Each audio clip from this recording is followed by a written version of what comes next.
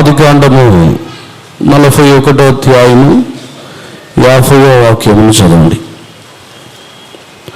ఆదికాండము 41వ అధ్యాయము 50వ వాక్యము. కరవు సంవత్సరములు రాకమునుపు యోసేపుకి 2 కుమారులు పుట్టిరి. ఓను యొక్క యాజకుడైన పోతీఫెర కుమార్తెయగు ఆసెనతు అతనికి వారిని కనిను.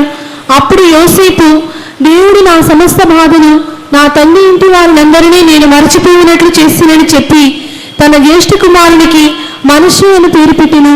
తరువాత అతడు, నాకు బాధ కలిగిన దేశమందు దేవుడు నన్ను అభివృద్ధి పొందించినని చెప్పి 2వ వానికి ఎఫ్రాయిము అని పేరు పెట్టెను.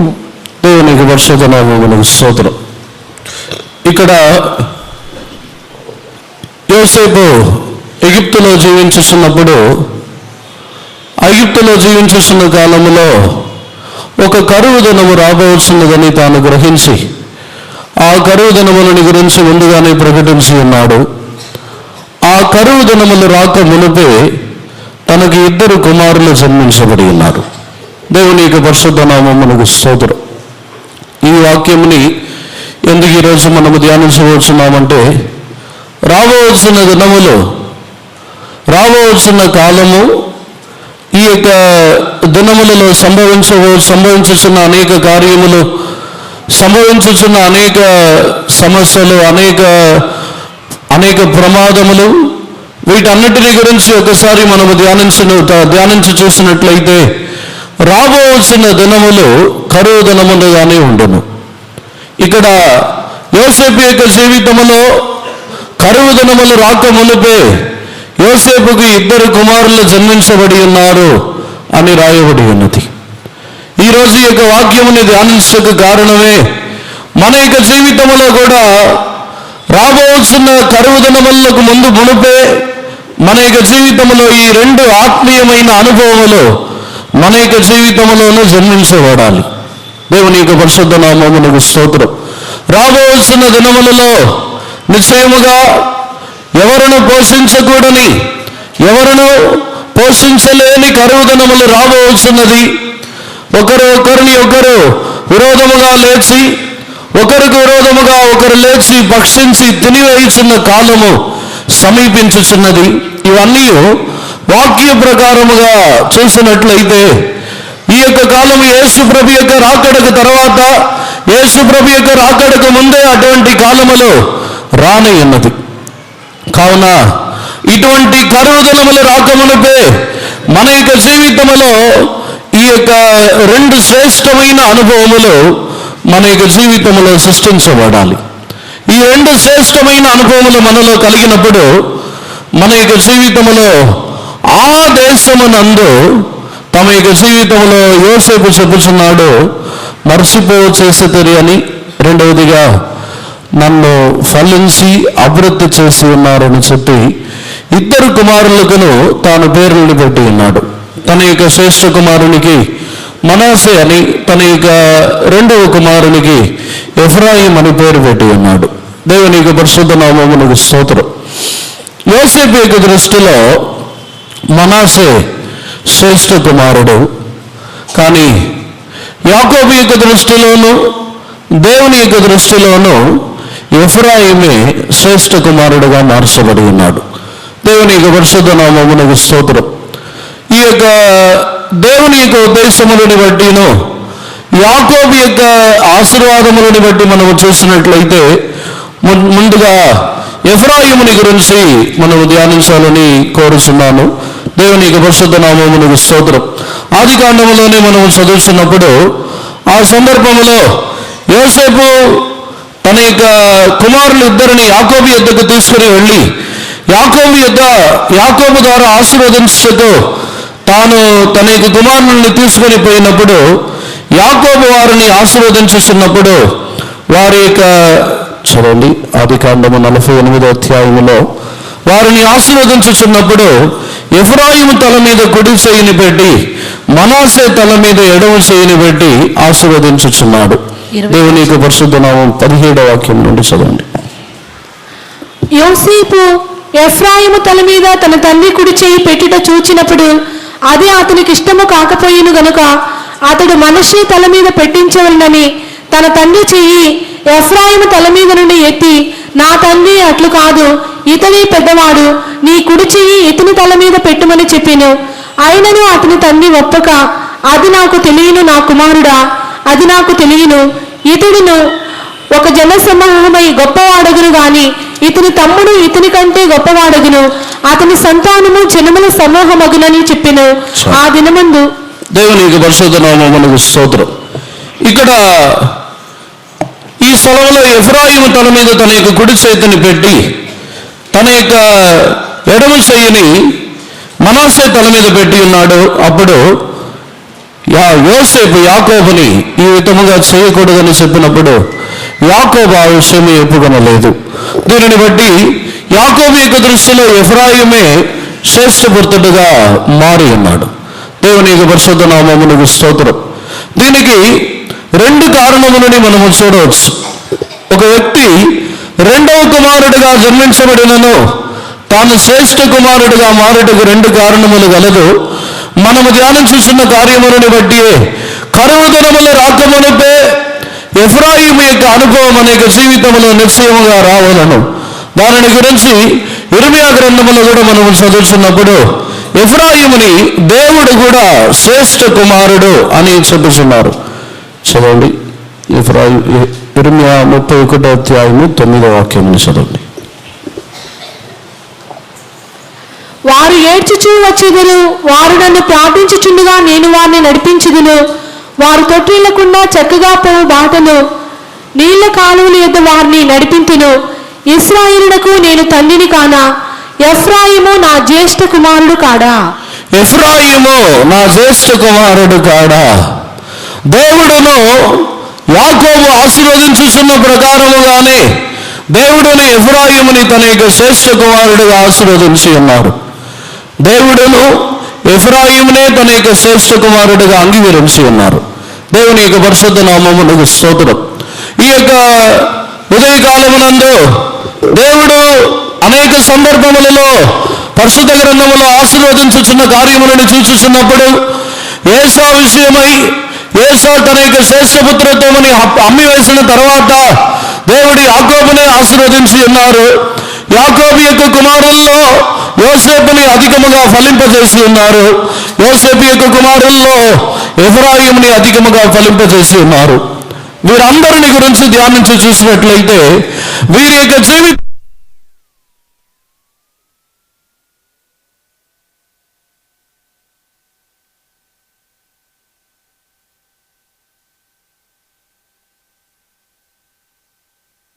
ఈ యొక్క స్థలములో పలుకుతున్నారు. దీనిని బట్టి దేవుడు ఇశ్రాయేలు జనులని, అక్షరార్థమైన ఇశ్రాయేలు జనులని దేవుడు ఎన్నుకొనినను మనలని ఆయన శ్రేష్ఠ కుమారులుగా మార్చి ఉన్నారు. మనమే ఈ యొక్క నూతన నిబంధన కాలంలో జీవించుతున్న మనమే ఆయన యొక్క శ్రేష్ఠ పుత్రులై మనం మార్చబడుతున్నాము. ఎప్పుడు మార్చబడుతున్నాం అంటే మన యొక్క జీవితంలో ఆయనకి ఎంత సమీపముగా మనము జీవించుతున్నామో దానిని బట్టి మనము ప్రథమ ఫలము, ప్రథమ కుమారులై మార్చబడుతున్నాము. దేవుని యొక్క పరిశుద్ధ నామమునకు స్తోత్రం. ఇదే ఇర్మియా గ్రంథములో చదువుతున్నప్పుడు ఈ శ్రేష్ఠ కుమారుని గురించి రెండు అనుభవములని దేవుడు ఇర్మియా ప్రవక్త ద్వారా ఈ యొక్క ఎఫ్రాయిముని గురించి చెప్పుతున్నారు. ఇదే 31వ అధ్యాయము 20వ వాక్యమును చదవండి. ఎఫ్రాయిము నాకిష్టమైన కుమారుడా, నాకు ముద్దు బిడ్డ, నేను అతనికి విరోధముగా మాట్లాడినప్పుడెల్లా అతని జ్ఞాపకము నన్ను విడువకున్నది. అతని ఎఫ్రాయిము నాకు ఇష్టమైన కుమారుడు, నాకు ముద్దు బిడ్డ. ఈ రెండు అనుభవములో ఎఫ్రాయిము యొక్క జీవితంలో ఈ యొక్క స్థలములో దేవుడు ఇర్మియా ద్వారా బయలుపరుచుతున్నారు. దేవుని యొక్క పరిశుద్ధ నామమునకు స్తోత్రం. ఎఫ్రాయిము నాకు ఇష్టమైన కుమారుడు అని చెప్పినట్లయితే దేవునికి శ్రేష్ఠ కుమారుడిగా మారుటకు కారణము ఎఫ్రాయిము ఈ యొక్క స్థలములో దేవునికి ఇష్టమైన కుమారుడుగా మారి ఉన్నాడు. దేవుని యొక్క పరిశుద్ధ నామమునకు స్తోత్రం. ఒకవేళ భూమిలో జన్మించబడిన వారు తమ యొక్క తల్లిదండ్రులకి, తమ యొక్క ఇరుగు పొరుగు వారికి, మనుషులందరికీ ఇష్టలై జీవించుతున్న వారందరూ ఈ యొక్క ఆశీర్వాదములని పొందుకొనలేరు. ఈ కార్యములని మనం ధ్యానించుండగానే కరువు దినములు రాక మునుపే ఈ యొక్క అనుభవములు మనలో జరగాలి. దేవుని యొక్క పరిశుద్ధ నామమునకు స్తోత్రం.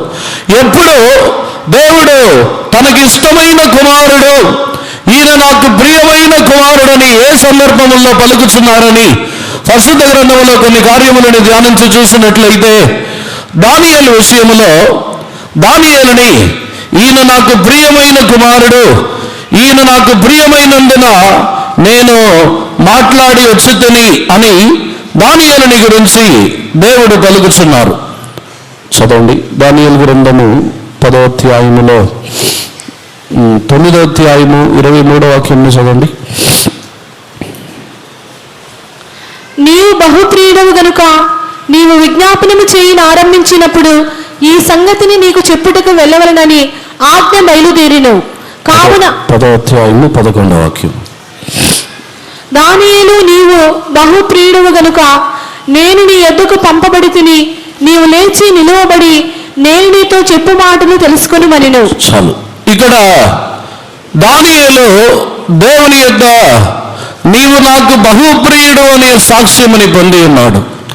యిర్మీయా దేవునికి శ్రేష్ఠ కుమారుడిగా మార్చబడుటకు ఒక కారణము, యిర్మీయా దేవునికి ఇష్టమైన ఒక కుమారుడు. దేవునికి ఇష్టమైన కుమారుడిగా ఒక వ్యక్తి మార్చబడవలనంటే తన యొక్క జీవితంలో అనేక అనుభవములు తన యొక్క జీవితంలో ఉండవలను.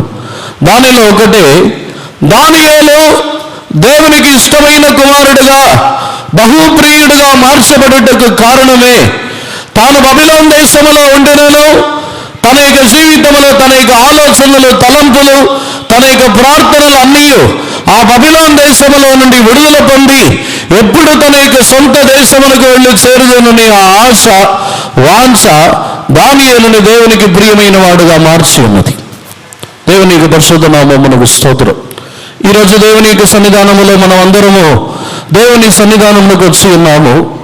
దేవుని సన్నిధానములకు వచ్చినను మన యొక్క జీవితంలో అనేక విధములైన కోరికలు, అనేక విధములైన ఆశలు, వాంఛలు, వాటిని దేవుని యొద్ద అడిగి అనేక కార్యములని అడిగి పొందుకొని వస్తున్నాము. కానీ దేవుని యొక్క వాక్యముని బట్టి చూస్తున్నట్లయితే దానియేలు వలె ఈ భూమిలో జీవించుచున్న కాలమంతయు మన యొక్క తలంపులు ఎప్పుడు వెళ్ళి దేవుని యొక్క రాజ్యములో చేరవలననే వాంఛ మనలో కలుగుతున్నదానే నిశ్చయముగా మనము ధ్యానించాలి. ఒక వ్యక్తి ఈ భూమిలో ఫలించవలనంటే తన యొక్క జీవితంలో తాను శ్రేష్టమైన వాడుగా మార్చబడాలి. అబ్రహాము యొక్క కుమారుల్లో కూడా అబ్రహాముకు మొదటిగా జన్మించబడిన వాడు ఇస్మాయేల్ అయినను అబ్రహాము యొక్క శ్రేష్ఠ కుమారుడు ఇసాకుగానే మారి ఉన్నాడు. ఇసాకు యొక్క జీవితంలో ఇసాకుని దేవుడు ఫలింపజేసి మూడంతలుగా ఆశీర్వదించి ఉన్నారు. కారణము, ఇసాకు అబ్రహాముకు ప్రియమైన కుమారుడు. దానిని గురించి కూడా ఆదికాండములో మనం చదువుతున్నప్పుడు నీ ప్రియ కుమారుడైన ఇసాకుని నీవు బలి అర్పించమని చెప్పి ఆ స్థలములో అడుగుతున్నారు. ఆ వాక్యములని బట్టి కూడా ఇసాకు అబ్రహాముకు ప్రియమైన కుమారుడు. ఇసాకు యొక్క జీవితంలో అబ్రహాముకి ఇసాకు శ్రేష్ఠ కుమారుడుగా మారి తానును ఫలించువాడుగా మారి ఉన్నాడు. ఎఫ్రాయిము దానికి అర్థమే ఈ దేశములో నన్ను ఫలింపచేసి ఉన్నావు అనేది అర్థము. ఐగుప్తులో యోసేపుని ఫలింపజేసి ఉన్నారు. ఇసాకుని కూడా అన్య దేశములో నూరంతులుగా దేవుడు ఫలింపజేసి ఉన్నారు. ఈ కార్యములను చూసినట్లయితే ఇసాకు విత్తనములను ఎత్తించి నూరంతులుగా ఫలించి ఉన్నాడని రాయబడి ఉన్నది.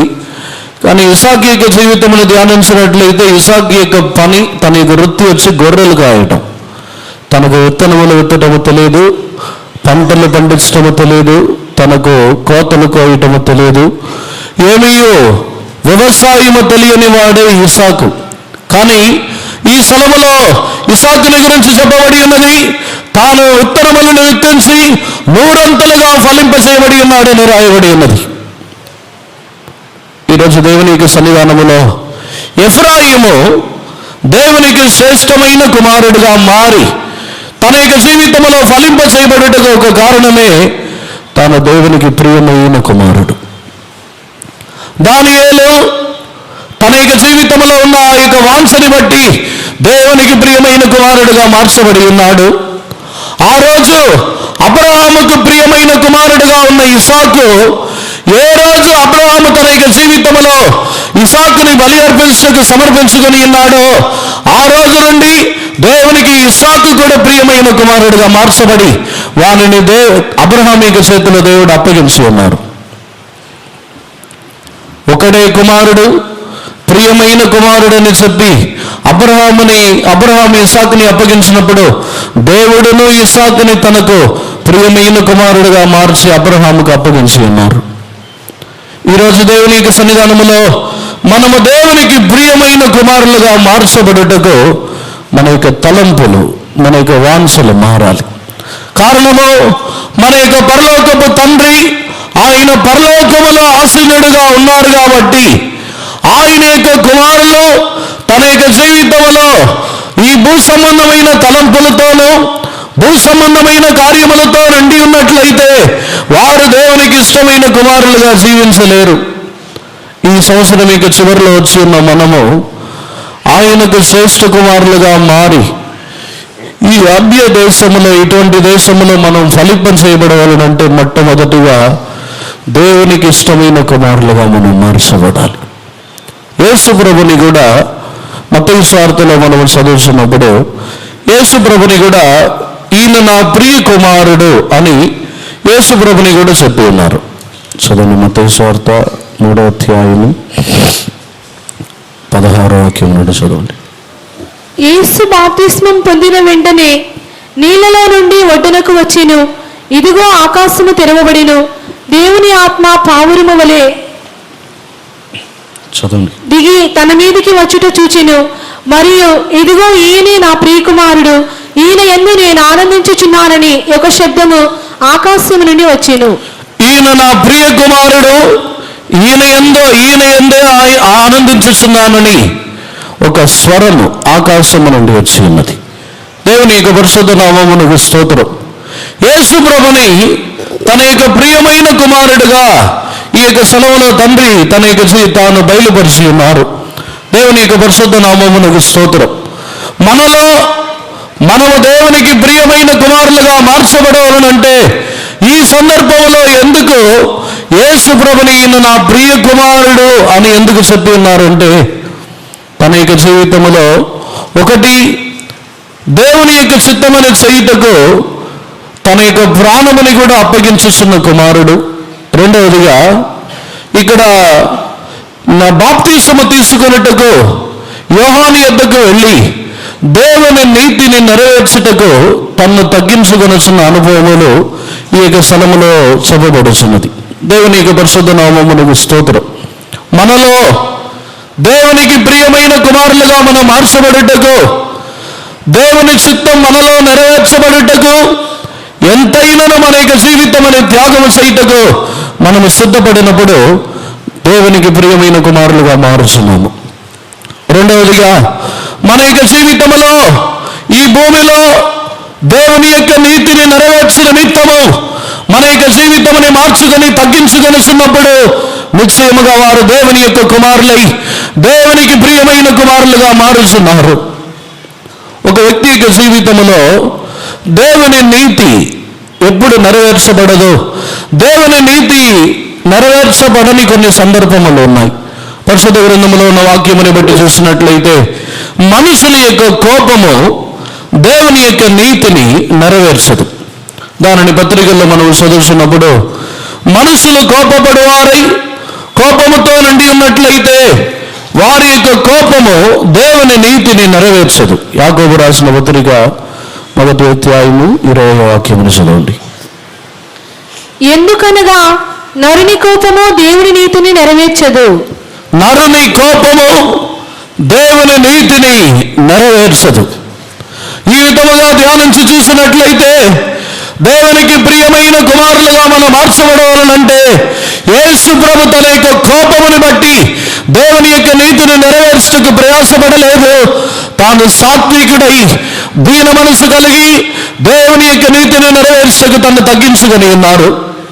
ఈరోజు దేవుని యొక్క సన్నిధానంలో ఉన్న మనము ఈ మొదటి అనుభవం, ఎఫ్రాయిములో ఉన్న మొదటి అనుభవము, ఆయన దేవునికి ఇష్టమైన ప్రియమైన కుమారుడు. ఎప్పుడు మనము ప్రియమైన కుమారుడుగా మారుచున్నామంటే దేవుని నీతిని నెరవేర్చుచున్నప్పుడు. మనలో ఈ అనుభవాన్ని ధ్యానించి చూసినట్లయితే మన యొక్క జీవితంలో అనేక సందర్భములలో, మన యొక్క గృహములలోను, పని చేయుచున్న స్థలములలోను, సంఘములోను, సమాజములోను, మనుషులందరి మధ్యలో మన యొక్క కోపము బయలుపరచబడుతున్న ప్రతి స్థలములో దేవుని నీతి నెరవేర్చబడటం లేదు.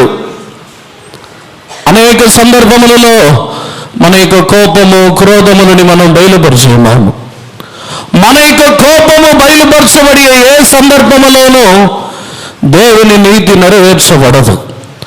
దేవుని నీతి నెరవేర్చబడని స్థలమంతయు దేవునికి మనం ప్రియమైన వారుగా మారలేము. దేవునికి ప్రియమైన కుమారులుగా మనం మార్చబడలేము.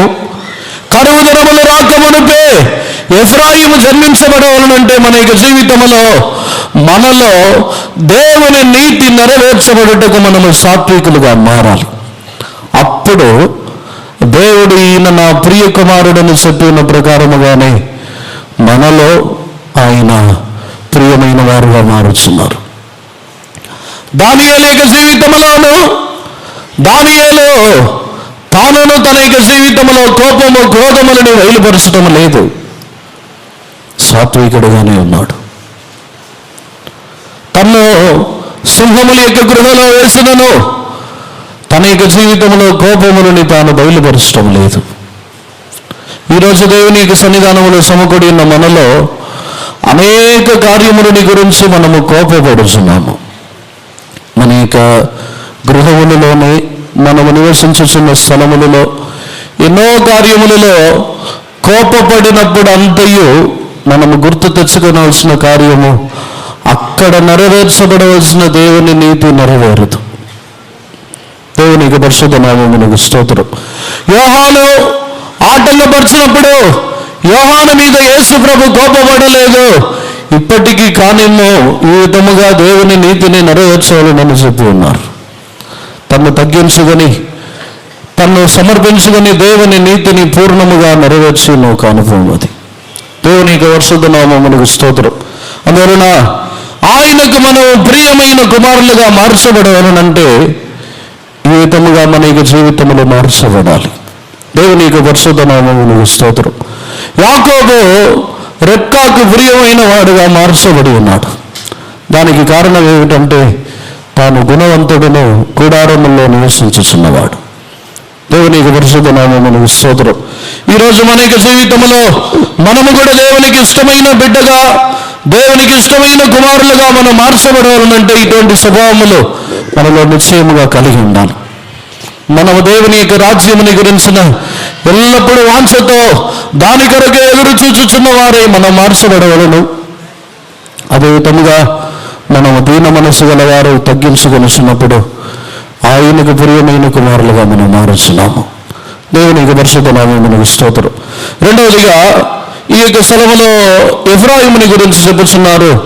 ఈయన నాకు ముద్దు బిడ్డ అని ఈ యొక్క స్థలములో మరలా ఆ కార్యముని తెలియపరుచున్నారు. చదవండి 31వ అధ్యాయం 20వ వాక్యం. ఎఫ్రాయిము నాకు ఇష్టమైన కుమారుడా, నాకు ముద్దు బిడ్డ, నేను అతనికి విరోధముగా మాట్లాడినప్పుడల్లా అతని జ్ఞాపకం నన్ను విడువకున్నది. అతని గూర్చి నా కడుపులో చాలా వేదనగానున్నది. తప్పక నేను అతని కరుణింతును. ఇదే యెహోవా వాక్కు. దేవుని యొక్క పరిశుద్ధ నామమునకు స్తోత్రం. రెండవదిగా ఎఫ్రాయిముని గురించి దేవుడు చెప్పుచున్నారు, ఈయన నాకు ముద్దు బిడ్డ. దేవుని యొక్క పరిశుద్ధ నామమునకు స్తోత్రం. ముద్దు బిడ్డ అని చెప్పినప్పుడు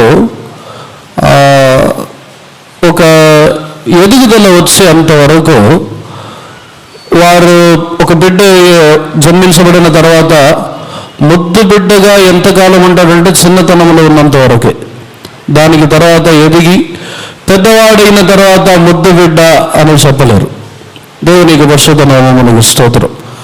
ఒక వ్యక్తి యొక్క జీవితము తాను ముద్దు బిడ్డగా తన యొక్క జీవితంలో చిన్నతనములో ఉన్నంత వరకే ఆ అనుభవం కలుగుతున్నది. ఎఫ్రాయిముని గురించి దేవుడు చెప్పుచున్నారు, ఈయన నాకు ముద్దు బిడ్డ. దేవుని యొక్క పరిశుద్ధ నామమునకు స్తోత్రం. ఆ అనుభవమును ధ్యానించి చూసినట్లయితే ఎఫ్రాయిము యొక్క అనుభవము దేవుని ఎదుట తాను కూడా తన యొక్క చిన్నపిల్లల వంటి జీవితమని తన యొక్క జీవితంలో కాపాడుకొని ఉన్నాడు. దేవుని యొక్క పరిశుద్ధ నామమునకు స్తోత్రం. ఈయన నాకు ముద్దు బిడ్డ. తాను దేవుని ఎదుట తన యొక్క సొంత జ్ఞానము, దేవుని ఎదుట తన యొక్క జీవితంలో సొంత తెలివి, బలము ఇవన్నిటిని చూపించినప్పుడు వారు ముద్దు బిడ్డగా ఉండలేరు. తమకు ముద్దు బిడ్డగా ఉన్నప్పుడు దేవునికి లోబడి తన యొక్క జీవితంలో దేవునికి ఎల్లప్పుడూ తను తగ్గించుకొని దేవుని ఎదుట పిల్లల వంటి చిన్న పిల్లల వంటి జీవితముని చేస్తున్నప్పుడు ఈ ముద్దు బిడ్డ యొక్క అనుభవముని కాపాడుకొనగలరు. దేవుని యొక్క పరిశుద్ధ నామమునకు స్తోత్రం. మనలో యేసు ప్రభును దేవుడును మన యొక్క జీవితంలో చూపించిన ఈ యొక్క అనుభవములు కూడా ఈ అనుభవములే. యేసు ప్రభు తన యొక్క జీవితంలో ఈ యొక్క చిన్నపిల్లల వంటి వారుగా మారని ఎడల మీరు పరలోక రాజ్యంలో ప్రవేశించలేరని చెప్పి ఉన్నారు. అదే విధముగానే ఎఫ్రాయిము యొక్క జీవితంలో తాను ఫలించటకు కారణం ఏమిటంటే తాను ముద్దు బిడ్డగా తన యొక్క జీవితంలో శ్రేష్ఠపుత్రుడిగా మారటకు మునుపు తన యొక్క జీవితంలో చిన్న పిల్లల వంటి ఆ స్వభావముని తన యొక్క జీవితంలో కాపాడుకొని ఉన్నాడు. కపటము లేని నిష్కపటమైన ఒక అనుభవమని తన యొక్క జీవితంలో కాపాడుకొని ఉన్నాడు. దేవుని యొక్క పరిశుద్ధ నామమునకు స్తోత్రం. ఈరోజు దేవుని యొక్క సన్నిధానములో మనము ఫలింప చేయబడి దేవుని ద్వారా ఫలించి అభివృద్ధి చెందవలనంటే మనలో పిల్లల వంటి కపటము లేని వారై మనం మార్చబడాలి. పిల్లల వంటి వారై మార్చబడి కపటము లేని వారై ఏ విధమైన కల్మషములు లేని వారుగా మార్చబడినప్పుడు ఆయనకు శ్రేష్ఠ కుమారులై మనం అభివృద్ధి చెందుతున్నాము. కరువు దినములు రాకమునిపే యోసేపుకి 2 కుమారులు జన్మించబడి ఉన్నారు. వానిలో ఒకడే ఈ అభివృద్ధి చెందుతున్న అనుభవం ఉన్న ఈ ఎఫ్రాయిము. ఈరోజు మనలో మన యొక్క జీవితంలో ఈ బిడ్డల వంటి చిన్న పిల్లల వంటి స్వభావం గల వారుగా మారుచున్నామా? లేకపోయినట్లయితే మన యొక్క జీవితంలో కొన్ని సందర్భముల్లో మనల్ని పెద్దవారుగా మనము కనిపించుకుంటాం. పెద్దవారై మనము చూపించుకునవలనని ప్రయాసపడతాం. నిశ్చయముగా దేవుని యొక్క రాజ్యములో పెద్దలు ఎవరును ప్రవేశించలేరు. దేవుని యొక్క రాజ్యములో పసిబిడ్డల వంటి మనస్సు గల వారే దేవుని యొక్క రాజ్యములో ప్రవేశించగలుగుతున్నారు. దేవుని యొక్క పరిశుద్ధ నామమునకు స్తోత్రం. యేసు ప్రభు యొక్క జీవితంలో కూడా చివరి వరకు యేసు ప్రభుని పరిశుద్ధ బిడ్డగా తన యొక్క బిడ్డగా ముద్దు బిడ్డగానే యేసు ప్రభుని ఆయన ఎంచుతున్నారు. కారణము యేసు ప్రభులో ఏ కపటమును లేదు, ఏ చేదును లేదు, ఏ విధమైన విరోధములను లేదు, ఏ వ్యత్యాసములను లేదు. మన యొక్క జీవితంలో అనేక విధములుగా కపటము, విరోధములు, కక్షతో మన యొక్క జీవితంలో నిండి ఉన్నాము. ఈ విధముగా నిండి ఉన్నప్పుడు మనము దేవునికి ఏ విధముగా ముద్దు బిడ్డగా మనం మారుచున్నాము. దావీదుకి అందరికంటే ఇష్టమైన కుమారుడు సొలొమోను. దానికి కారణం ఏమిటంటే దావీదు యొక్క కుమారులు అందరిలో నరహత్య చేయవారును, పలు విధముగా యుద్ధములను జరిగించేవారును, విరోధములతో నిండిన వారు ఉన్నారు. కానీ సొలొమోనుని ఎందుకు దావీదు ఇష్టపడి ఉన్నాడు అంటే సొలొమోను సమాధాన పురుషుడు. ఈరోజు మనలో దేవునికి మనం ముద్దు బిడ్డగా మార్చబడవాలనంటే ఏ విధమైన కల్మషములు, కలవరములు, విరోధములు, కక్షలు మన యొక్క జీవితంలో మనల్ని గురించి గొప్పతనములు ఇవన్నిటినీ మానివేసినప్పుడు ఆయనకు ప్రియమైన వారుగా మనం మారుస్తున్నాము. దావీదుని కూడా దేవుడు చెప్పి ఉన్నారు, నా హృదయమునకు తగిన వ్యక్తి అని, ఇతడు నాకు ప్రియమైన వాడు అని దావీదుని గురించి కూడా చెప్పి ఉన్నారు. దానికి కారణం ఏమిటంటే దావీదు తన యొక్క జీవితంలో ఎందుకు దేవునికి ప్రియమైన వాడుగా మార్చబడి ఉన్నాడంటే తాను ఒక స్థలములో దావీదు చెప్పుచున్నాడు, చనుపాలు విడిచిన బిడ్డ వలె నా యొక్క ప్రాణముని నమ్మలపరుచుకొనిచున్నాను. నాకు అందని వాటి ఎందైనను నాకు మించిన వాటిని నేను తలపెట్టను. నేను దానిలో అభ్యాసం చేయనని చెబుతున్నాడు. దేవునికి పరిశుద్ధ నామమునకు స్తోత్రం. దేవునికి ప్రియమైన వాడై దేవునికి ఇష్టమైన కుమారుడిగా మారుటకు, ఆయనకు ముద్దుబిడ్డగా మారుటకు కారణమే తాను పసిబిడ్డ వంటి వాడై ఉన్నాడు. ఈరోజు మన యొక్క జీవితంలో మనం పసిపిల్లల వలె కల్మషము, కపటము ఏది లేని వారుగా మారినప్పుడు నిశ్చయంగా ఆయన యొక్క శ్రేష్ఠ కుమారులై ఫలించుచున్న వారుగా మనం మారుచున్నాము. నన్ను ఈ అన్య దేశములో ఫలింపజేసినందున ఎఫ్రాయిం అని ఆ యొక్క పేరుని పెట్టుచున్నానని ఈ యొక్క స్థలములో యోసేపు చెప్పి ఉన్నాడు. దేవుని యొక్క పరిశుద్ధ నామమునకు స్తోత్రం. రెండవదిగా మరలా ఆదికాండమునకు వచ్చినట్లయితే అక్కడ రెండవ కుమారునికి రెండవదిగా మనాసే అని పేరు పెట్టి ఉన్నాడు. తన యొక్క జీవితంలో తన యొక్క దుఃఖములు, నిందలు, అవమానములు అన్నిటినీ మర్చిపోవ చేసినందున మనాసే అని పేరు పెట్టి ఉన్నాడు. 41వ అధ్యాయము 51వ వాక్యం చదవండి. అప్పుడు యోసేపు, దేవుడు నా సమస్త బాధను నా తండ్రి ఇంటి వారినందరినీ నేను మరచిపోనట్లు చేసినని చెప్పి తన జ్యేష్ఠ కుమారునికి మనష్షే అని పేరు పెట్టెను. చాలు. దేవుడు నా యొక్క సమస్త బాధలని నా తండ్రి ఇంటి వారిని మరచిపోవ చేసినందున మనస్సే అని పేరు పెట్టి ఉన్నాడు. దేవుని యొక్క పరిశుద్ధ నామమునకు స్తోత్రం. ఈ రెండో అనుభవము మన యొక్క జీవితంలో ఈ సంవత్సరం యొక్క చివరిలో మనం వచ్చి ఉన్నప్పుడు మన యొక్క ఈ యొక్క సంవత్సరం యొక్క ప్రారంభము నుండి అనేక దుఃఖములు, అనేక వేదనలు, అనేక విధములైన నిందలు, అవమానములు, ఎన్నో కార్యములు వచ్చి ఉండవచ్చు. వీటిని మర్చిపోయినప్పుడే మన యొక్క జీవితంలో ఈ కరువు దినములకు ముందుగా ఈ కార్యము సంభవించబడుచున్నది. ఈ సంవత్సరం యొక్క ముగింపులో వచ్చి ఉన్నాము. కరువు దినములు రాకమునిపే మన యొక్క జీవితంలో ఈ అనుభవము సంభవించాలి. మనకు విరోధముగా వచ్చిన అనేక మాటలు, అవమానములు ఈ సంవత్సరం యొక్క ప్రారంభము నుండి ఒకసారి ధ్యానించి చూసినట్లయితే ఎన్నో కార్యములు మనకు విరోధముగా వచ్చి ఉన్నాయి. వీటిని మర్చిపోయినప్పుడే మన యొక్క జీవితంలో మనం అభివృద్ధి చెందుతున్నాము. మనసే అని ఎందుకు పేరు పెట్టి ఉన్నాడు అంటే అన్నిటినీ మర్చిపోయి ఉన్నాడు. ఒకటి, తన యొక్క బాధలన్నిటినీ మర్చిపోయి ఉన్నాడు. తన యొక్క తండ్రి ఇంటిని మర్చిపోయి ఉన్నాడు. దేవుని యొక్క పరిశుద్ధ నామమునకు స్తోత్రం. యోసేపు తన యొక్క తండ్రి ఇంటిని మర్చిపోయి తన యొక్క జీవితంలో ఆ పాత జీవితం అన్నిటిని మర్చిపోయి జీవించుచున్నాడు. ఈరోజు మన యొక్క జీవితంలో మనం విడిచి వచ్చి ఉన్న అదే లోకము, విడిచి వచ్చి ఉన్న మనుషులు, విడిచి వచ్చి ఉన్న ఆ తండ్రి ఇల్లుని మనం మరువని వారుగా ఉన్నాము కనుకనే ఈ భూమిలో మనం ఫలించని వారుగా కనబడుతున్నాము. దేవుని యొక్క జనులుగా మారి ఉన్న మన యొక్క జీవితంలో దేవుని యొక్క జనులే మన యొక్క తండ్రులై, తల్లులై, వారే మన యొక్క సహోదరులుగా మార్చబడవాలనే తప్ప మన యొక్క జీవితంలో మన యొక్క బంధువులు వీరందరినీ విడవక మన యొక్క జీవితంలో కొనసాగుతూ వారినే హత్తుకొని ఉన్నప్పుడు ఈ అనుభవం రాదు. దేవుని యొక్క పరిశుద్ధ నామమును అబ్రహాము యొక్క జీవితంలో తాను తన యొక్క తండ్రి ఇంటిని మర్చిపోయి తన యొక్క తండ్రి ఇంటిని విడిచిన తర్వాతనే దేవుడు అతనిలో ఇష్టపడి ఉన్నారు. కీర్తనల్లో కూడా మనం చదువుతున్నప్పుడు నీవు నీ యొక్క తండ్రి ఇంటిని మరువము, అప్పుడు రాజు నీలో ఆయన ఇష్టపడుతున్నారని చెప్పుచున్నారు. చదవండి 45వ కీర్తన 10వ వాక్యం. కుమారి ఆలకించుము, ఆలోచించి చెవియొగ్గుము, నీ స్వజనమును నీ తండ్రి ఇంటిని మరువుము. ఈ రాజు నీ ప్రభువు, అతడు నీ సౌందర్యమును కోరినవాడు, అతనికి నమస్కరించుము. చాలు. కుమారి ఆలకించుము, నీ స్వజనము నీ తండ్రి ఇంటిని మరువుము, అప్పుడు ఆయన నీ యొక్క సౌందర్యముని కోరుచున్నవాడు.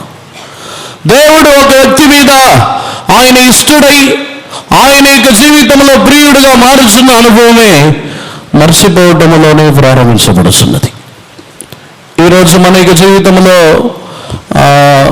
ఒకవేళ ఇతరులు మన యొక్క జీవితంలో చేసిన మేళ్ళని ఒకవేళ మర్చిపోయి ఉండొచ్చేమో కానీ ఇతరులు మన యొక్క జీవితంలో చేసిన కీడుని ఎన్నడూ మర్చిపోలేము. కానీ ఇక్కడ యాకోబు యొక్క జీవితంలో తాను తన యొక్క జీవితంలో చేసిన కీడుని ఏ విధముగా మర్చిపోయి ఉన్నాడంటే తన యొక్క జీవితంలో చేసిన కీడుని మేలుగా మార్చుకొని ఉన్నాడు.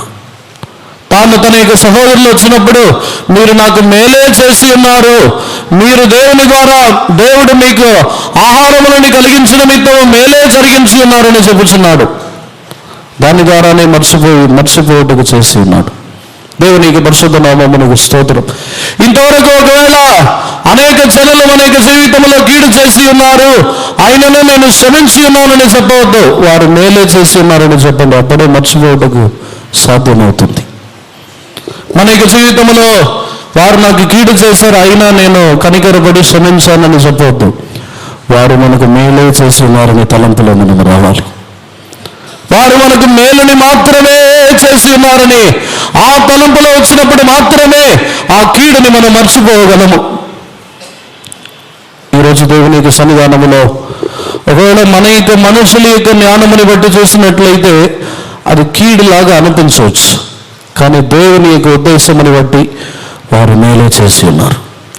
వారు ఆ విధముగా చేయని ఎడల మనము దేవునికి సమీపముగా మారలేము.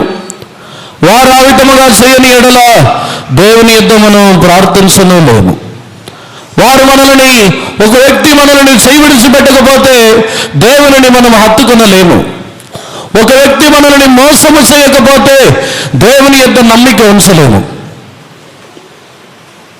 ఈ విధముగా అనేక కార్యములను మన యొక్క జీవితంలో మేలుగా మార్చుకొనవచ్చు. ఒక వ్యక్తి మనల్ని నిందించకపోయినట్లయితే దేవుడు అనుభవించి ఉన్న నిందల అవమానములని గురించి మనము గ్రహించలేము. మనల్ని అవమానపరచకపోయినట్లయితే మన నిమిత్తం యేసు ప్రభు ఎంత అవమానించబడి ఉన్నారో దానిని గ్రహించలేము. ఇవన్నీ మేలు కొరకే చేయబడి ఉన్నది. ఏది మన యొక్క జీవితంలో కీడు జరగలేదు, కీడు మన యొక్క జీవితంలో సంభవించలేదు.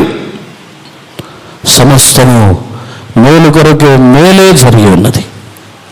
వాటిని మనం ఎంచినప్పుడు వీటన్నిటినీ మర్చిపోవలసిన వారై, వీటన్నిటినీ మర్చిపోయి మన యొక్క జీవితంలో దేవుని ద్వారా ఫలించేవారుగా మారుచున్నాము.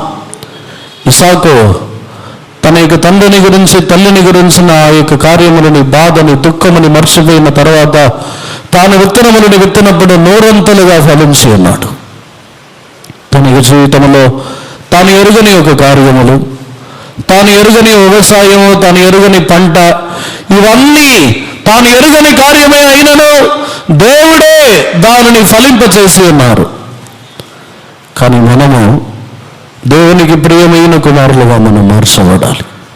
ఈరోజు మనలో ఈ అనుభవములు కలుగు నిమిత్తము ఈ యొక్క కరువు దినములు రాకమునపే యోసేపుకు 2 కుమారులు జన్మించబడి ఉన్నారు. కరువు దినములు రాకమునపే మన యొక్క జీవితంలో ఈ 2 అనుభవములను మన యొక్క జీవితంలో నిశ్చయంగా అనుగ్రహించబడాలి.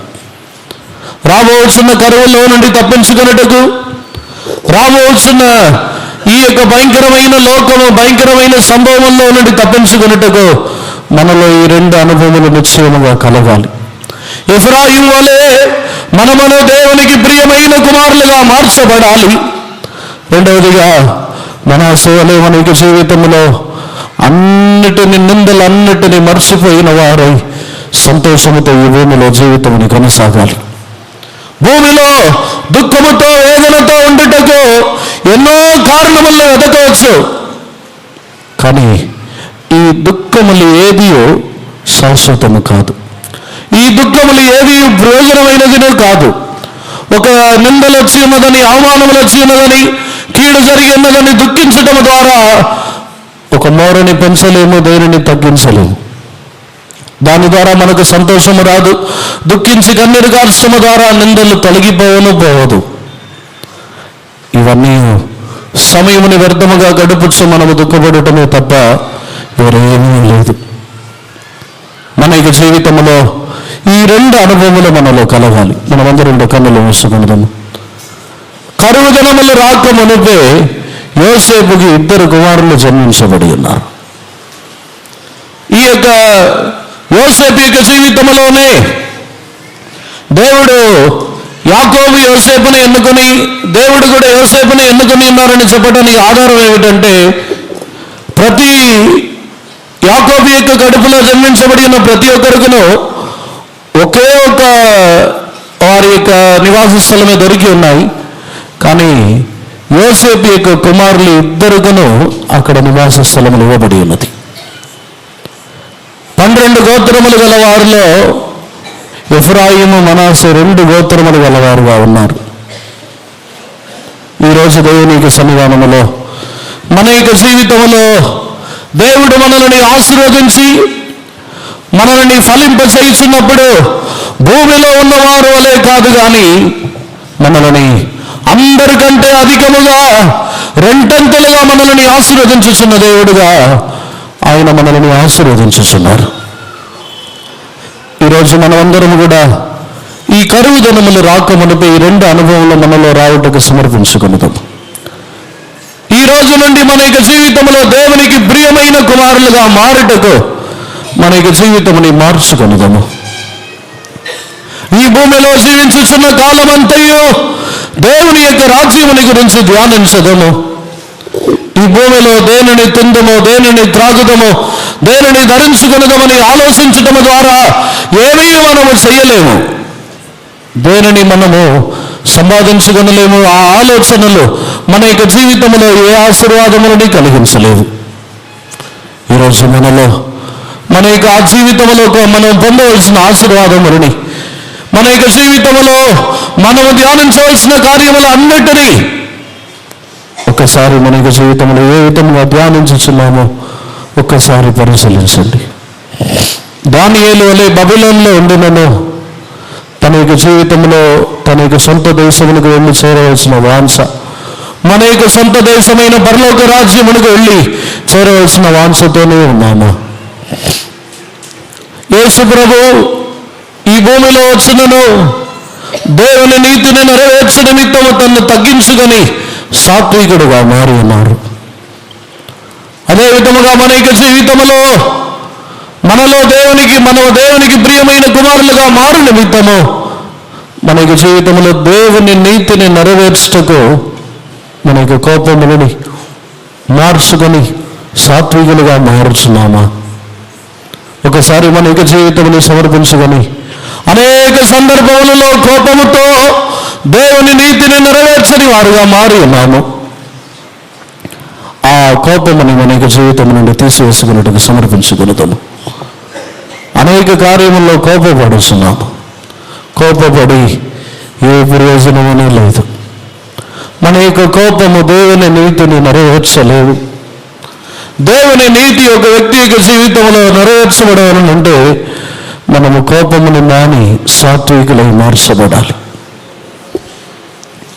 మనము దేవునికి ముద్దు బిడ్డలుగా పసిబిడ్డల వలె, చిన్న పిల్లల వలె మన యొక్క జీవితముని తగ్గించుకొని కల్మషము కపటము లేని వారై మన యొక్క జీవితముని సమర్పించుకునేవాళ్ళను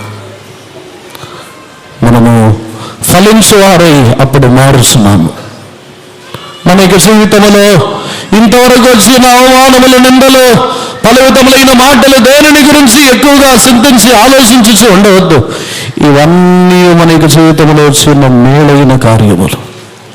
ఏది కీడైనది కాదు. అన్నీ మేలు కొరకే జరిగి ఉన్నది. సమస్తము మేలు కొరకే మనం ఎంచుకొని వస్తున్నాము. దేవుని ద్వారా బలమనందుచున్న జనులు వారు బాకాలోయని కూడా జలమయముగా మార్చుకొనగలరు. మన యొక్క జీవితంలో వచ్చిన నిందల, అవమానములు అన్నిటినీ కూడా దేవుని ద్వారా మనం బలపరచబడుతున్నప్పుడు దానిని కూడా మనం సంతోషముగా మార్చుకొనిస్తున్నాం. కన్నీటి లోయని సంతోషమైన లోయగా మార్చగలిగినది దేవుని యొక్క జనుల ద్వారానే సాధ్యమవుతున్నది. మనము దేవుని యొక్క బిడ్డలు, దేవునికి ప్రియమైన బిడ్డలుగా మారి ఉన్నాము. వీటిని కూడా సంతోషముగా మార్చుకొనదాము. మనమందరం కూడా కన్నులు మూసుకొని దేవుని యొక్క సన్నిధానంలో సమర్పించి ఇటువంటి జీవితము మనకు అనుగ్రహించటకు సమర్పించుకొనదాము.